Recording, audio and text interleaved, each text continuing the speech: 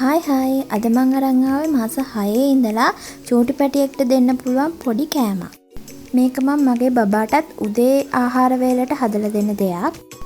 මේකට අපිට ඕන කරනවා තඹගත්ත අල, බිත්තරයක්, මම මේක එකතු කරන්නේ පොල් කිරි, රුලන්, ඒ වගේම මට බබාට හම්බුණා ත්‍රිපෝෂ.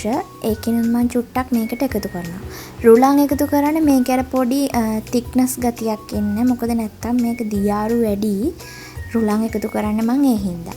ඉතින් ඒ ටික බ්ලෙන්ඩර් කරගත්තාම මෙන්න මේ වගේ තමයි තියෙන්නේ. අර රුලන් එකතු කරේ නැත්තම් මේක ටිකක් දියාරුයි. ඊට පස්සේ පෑන් එකක් ලිපේ තියලා ඒකට මම එකතු කරගත්ත තෙල්, පොල් තෙල් තමයි මම එකතු කරගන්නේ. ඔයාලට පුළුවන් නම් බටර් උනත් ප්‍රශ්නයක්. ඒ වගේම මම මතක් කරනවා මේක මාස 6 බබෙක්ට දෙන්න නම් මේකේ තියෙන අමුද්‍රව්‍ය එකින් එක බබාට ඇලර්ජි ටෙස්ට් කරලා තමයි දෙන්න ඕනේ. ඉතින් මම මේක පෑන් එකට දාගෙන මේ වගේ උඩ යට හරව ගන්නවා. මාස 8න් පස්සේ රට ඉඳි වුණත් ඔයාලට මේකට එකතු කරගන්න පුළුවන්. එහෙනම් මං ගිහිල්ලා එන්නම්. බයි. මගේ channel එක subscribe කරන්න අමතක කරන්න එපා.